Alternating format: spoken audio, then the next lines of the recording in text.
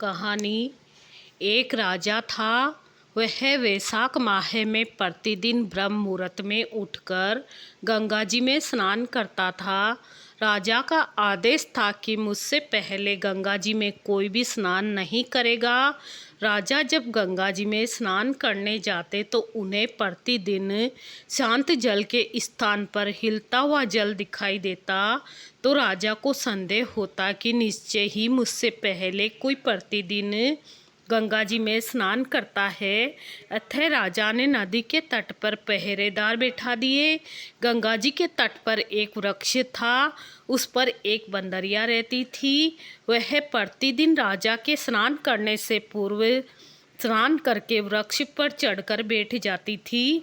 इस प्रकार होते होते पूरा वैशाख माह व्यतीत हो गया, किंतु अंतिम दिन राजा के पहरेदार ने यह देख लिया और उस बंदरिया को पकड़कर राजा के पास ले गए और कहा कि यह बंदरिया आपसे पूर्व प्रतिदिन गंगा जी में स्नान करती है। उधर राजा की प्रतिज्ञा थी कि यदि कोई स्त्री मुझसे पूर्व स्नान करती होगी तो मैं उससे विवाह करूंगा। इसलिए राजा को बंदरी के साथ विवाह करना ही पड़ा। वैशाख स्नान के पुण्य से बंदरी के गर्भ ठहर गया। 9 माह पूर्ण होने पर बंदरी ने राजा से पूछा कि शिशु जन्म के समय मुझे क्या करना चाहिए।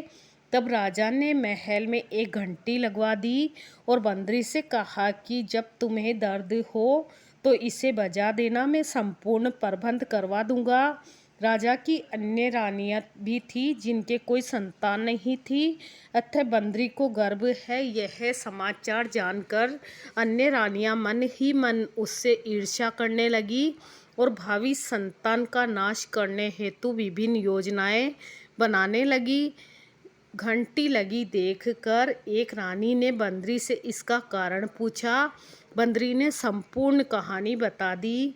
रानी ने उसे बहकाया कि एक बार घंटी बजाकर तो देख कि राजा आते हैं या नहीं।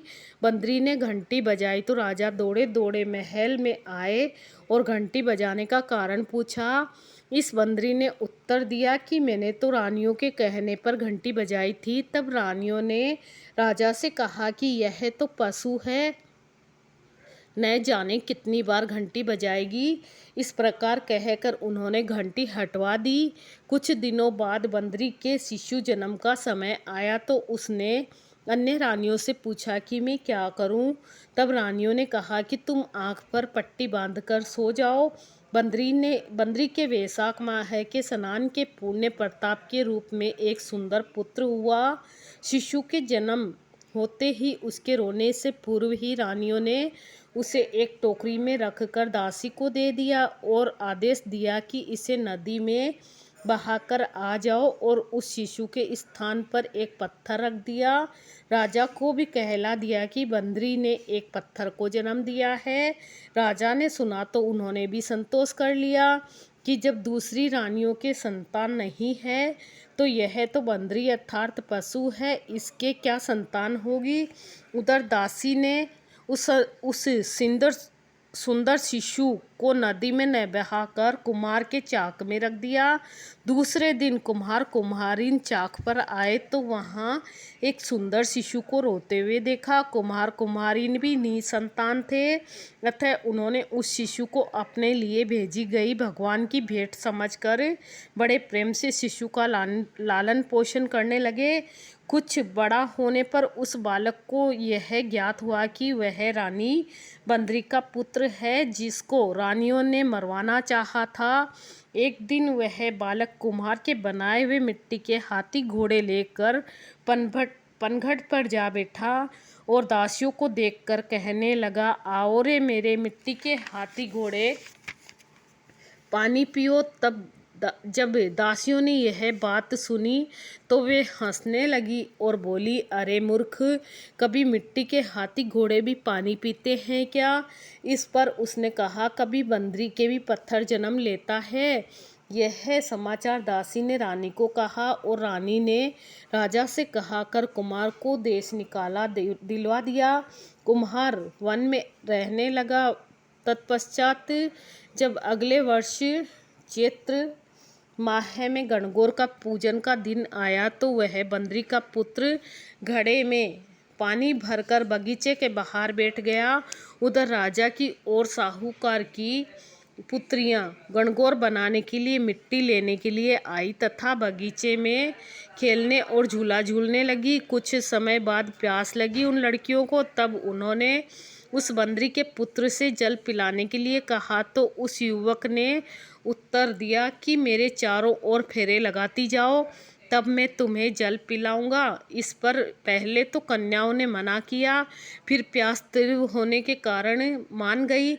उसके चारों ओर फेरे लगाने लगी। फेरे देने के कारण सारी लड़कियां उसके साथ ब्याह गई। फिर वो घर आ गई। 4-6 महीने निकले, किसी के सावे नहीं निकले, कोई देखने ही नहीं आवे। सभी कहने लगे कि ऐसा क्यों हुआ कि कोई देखने ही नहीं आता और सावा ही नहीं निकलता। माँ बाप को चिंता हो रही थी। वहाँ एक बुढ़िया रहती थी। उनमें से एक लड़की की माँ ने उस बुढ़िया से कहा, जहाँ लड़कियाँ बातें करती है इकट्ठी होती है वहाँ जाकर बैठे। बुढ़िया वहाँ आई। लड़कियाँ बोली, माँ जी आप हमारी बातें सुनने आए हो क्या? बुढ़िया बोली, नहीं नहीं, तुम तुम्हारी बातें करो, मैं तो एक तरफ बैठी रहूँगी। लड़कियाँ आपस में बातें करने लगी। एक बोली, हम सब ने कुम्हार के बेटे के चारों ओर फेरे लिए हैं तो हम सब उनसे ब्याह गई है, इसलिए हमारा कोई सावा नहीं निकलता, न कोई देखने आता है। बुढ़िया ने सुन लिया और लड़कियों की माताओं को बता दिया। उन लड़कियों के पिता कुम्हार के घर गए और बोले, हमारी लड़कियां तेरे बेटे के फेरे खा चुकी है, इसलिए उनकी शादी तेरे लड़के के साथ करनी पड़ेगी। कुम्हार बोला, मेरा बेटा इतनी पत्नियों को कैसे संभालेगा? लड़के से पूछा तो लड़का बोला, फिक्र मत करो, मैं सब संभालूंगा। इन सब का ब्याह मेरे साथ करा दो। लड़कियों के पिता ने धन दहेज देकर सबको विदा कर दिया। आगे चलकर हर पत्नी के एक एक पुत्र पैदा हुआ। एक दिन बंदरी के बेटे ने कहा, चलो राजा के यहाँ चलते हैं। तब पत्नियों को तैयार करके राजा को समाचार करवाए कि हम सब आपसे मिलने आ रहे हैं। सब जने राजमहल पहुँचे।